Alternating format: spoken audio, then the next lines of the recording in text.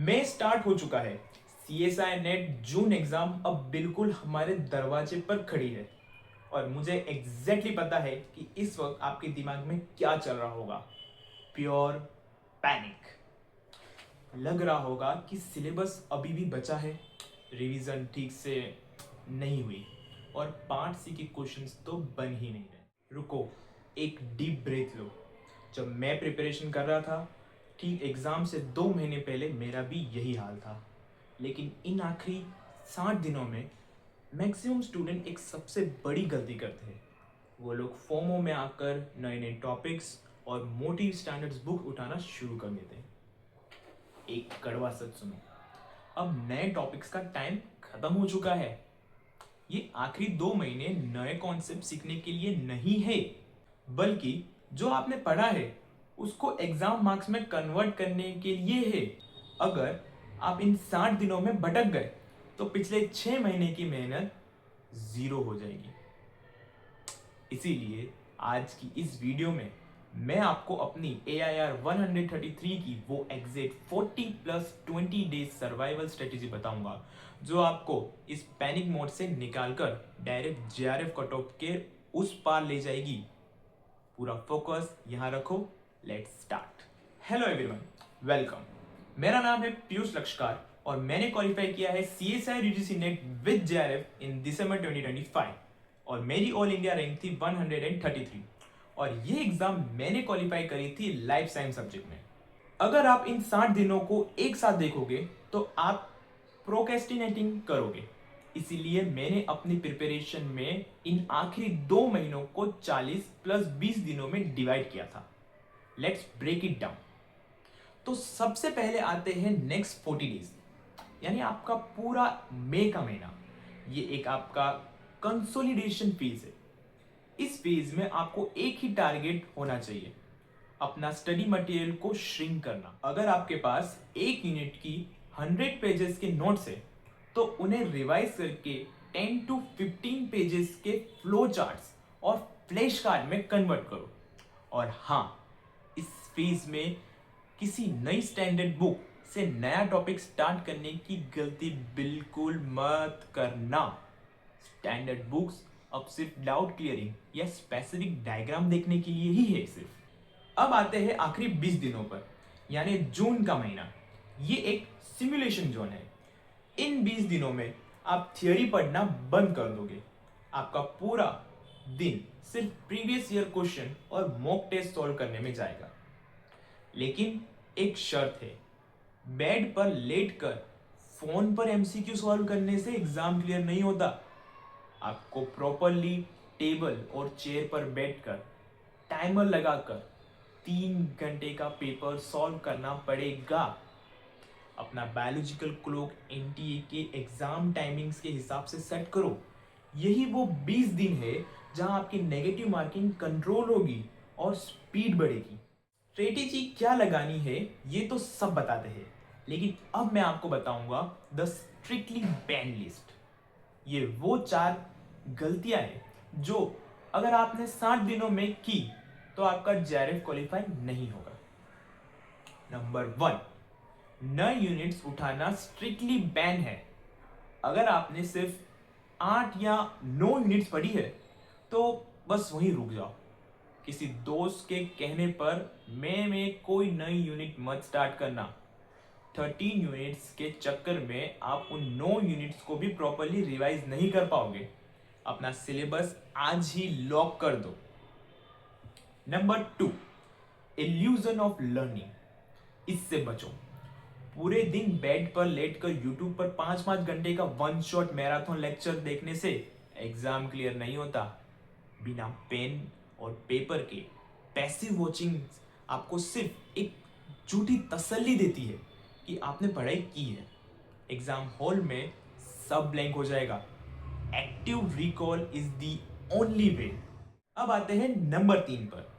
Part A को completely छोड़ देना बैन है। मुझे पता है कि as a biology student maths से डर लगता है, लेकिन आपको वहां मैथ्स का प्रोफेसर नहीं बनना। लॉजिकल रीजनिंग और पैटर्न्स के 5 से 6 क्वेश्चंस ढूंढो। यकीन मानो यही 10 से 12 मार्क्स आपको फाइनली AIR 133 जैसी रैंक दिला सकता है। अब आते हैं नंबर 4 पर। पार्ट सी में ईगो पर क्वेश्चन लेना बंद कर दो। अगर एग्जाम में पार्ट सी का कोई क्वेश्चन समझ नहीं आ रहा है तो मैंने ये चैप्टर पढ़ा था तो अटेम्प्ट करूंगा ही, ये वाला ईगो छोड़ दो। ब्लाइंड गेजिंग स्ट्रिक्टली बैन है। अगर 100% श्योर नहीं हो तो क्वेश्चन वहीं छोड़ दो। नेगेटिव मार्किंग आपकी सबसे बड़ी दुश्मन है। अब आते हैं उस स्टेप पर जो आपका नेट एलएस से जेआरएफ का सफर तय करेगा, the part C sniper focus. आखिरी 60 दिनों में आपको पार्ट सी के लिए एक स्नाइपर बनाना पड़ेगा। याद रखो, आपके पास 75 टारगेट्स है लेकिन सिर्फ 25 बुलेट्स है। ब्लाइंडली हर क्वेश्चन पर गोली नहीं चलानी है। मेरा रूल बहुत सिंपल था। इन आखिरी 2 महीनों में मैंने daily exactly 20 part C question solve करने का टारगेट बनाया था। अगर आप डेली के 20 क्वेश्चंस करते हो तो 60 दिनों में आप लगभग 1200 high level analytical question solve कर चुके होंगे। एग्जाम हॉल में आपको डर ही नहीं लगेगा। लेकिन टारगेट किन क्वेश्चंस को करना है, सिर्फ 3 एरिया पर फोकस रखो। पहला, मैच द फॉलोइंग। ये फ्री के मार्क्स होते हैं। CSR के ऑप्शंस ऐसे सेट होते हैं कि अगर आपको 4 में से सिर्फ एक कॉन्सेप्ट भी आता हो ना 100%, तो बाकी के ऑप्शन डायरेक्टली एलिमिनेट हो जाते हैं।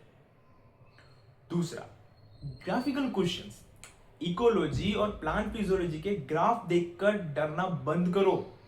ग्राफ के आंसर उसी इमेज में छुपे होते हैं, बस एक्सेस को ठीक से पढ़ना आना चाहिए। और तीसरा, मेरा पर्सनल फेवरेट, एक्सपेरिमेंटल क्वेश्चंस।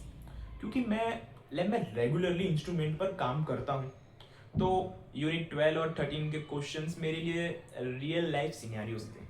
उन्हें थियरीज की तरह मत पढ़ो, विजुअलाइज करो कि आप एक्चुअली सेंट्रीफ्यूज चला रहे हो या क्लोनिंग कर रहे हो। रट्टा मारने से पार्ट सी कभी सॉल्व नहीं होगा। सिलेबस पढ़ लिया, पार्ट सी की स्ट्रेटेजी भी समझ ली, लेकिन अगर एग्जाम वाले दिन माइंड और बॉडी साथ नहीं देगी तो ये सब बेकार है। इसलिए आखिरी के 60 दिनों में माइंडसेट और रिवीजन साइकिल पर सबसे ज्यादा ध्यान देना है। अभी मई और जून महीने में आपको 3 डे साइकिल फॉलो करनी है। पहले 2 दिन किसी एक यूनिट के शॉर्ट नोट्स को रिवाइज करो और तीसरे दिन सिर्फ और सिर्फ उस यूनिट के 50 से 100 MCQ सॉल्व करो। ये साइकिल आपके वीक पॉइंट को तुरंत हाईलाइट कर देगी। एक और बहुत बड़ी गलती जो लोग करते हैं, रात भर पढ़ना और दिन में सोना। देखो, एनटीए आपका एग्जाम रात के 2 बजे नहीं लेगा। आपको अपनी बॉडी क्लॉक को सेट करना पड़ेगा। डेली सुबह 9 से 12 या दोपहर 3 से 6 एक जगह बैठ के कंटिन्यूसली 3 घंटे पढ़ने या पेपर सॉल्व करने की आदत डालो। फोन को फ्लाइट मोड पर डालो और सिर्फ एक पानी की बोतल के साथ बैठो। बॉडी को 3 घंटे फोकस करने के लिए ट्रेन करना उतना ही जरूरी है जितना कॉन्सेप्ट याद रखना। और सबसे इंपॉर्टेंट प्रैक्टिकल बात, अभी मई का महीना चल रहा है, गर्मी बहुत ज्यादा है और प्रेशर पीक पर है। बर्नआउट होना बहुत नॉर्मल है। अगर लगता है कि दिमाग सैचुरेटेड हो चुका है तो किसी संडे को हाफ डे का ब्रेक ले लो। थोड़ा बाहर जाओ, दिमाग को फ्रेश करो और इसमें गिल्ट फील मत करना। एक थका हुआ दिमाग पार्ट सी के कॉम्प्लेक्स स्टेटमेंट कभी डिकोड नहीं कर सकता। तो ये था आपके CSI नेट जून एग्जाम के लिए 60 डेज का अल्टीमेट मास्टर प्लान। एक बात हमेशा ध्यान रखना, ये आखिरी 2 महीने डिसाइड करेगा कि आगे के 5 साल आप अपने ड्रीम इंस्टीट्यूट में JRF के साथ PhD कर रहे होंगे या अगले साल वापस से यही सिलेबस पढ़ रहे होंगे। थकावट होगी, डर लगेगा, लेकिन अब रुकने का टाइम नहीं है। अपना 100% दो, बाकी सब रिजल्ट पर छोड़ दो। इन बचे हुए दिनों में आपको मेरी तरफ से किसी स्पेसिफिक यूनिट के शॉर्ट नोट्स या टॉपिक्स के वीडियोस सबसे ज़्यादा चाहिए वो मुझे बताओ। मुझे अभी नीचे कमेंट्स में बताओ, मैं सबके कमेंट्स पढ़ रहा हूँ और नेक्स्ट वीडियो उसी पर लाऊंगा। अगर इस वीडियो से थोड़ी सी भी क्लैरिटी और मोटिवेशन मिली हो तो इसको लाइक ज़रूर करना और आगे आने वाली लाइव मॉक टेस्ट एनालिसिस और फाइनल 30 डेज स्पिरिट्स वीडियोस के लिए इस चैनल को अभी सब्सक्राइब करके बेल आइकन दबा दो। जाओ अपनी बुक्स खोलो और पढ़ाई स्टार्ट करो। All the very best, let's crack it.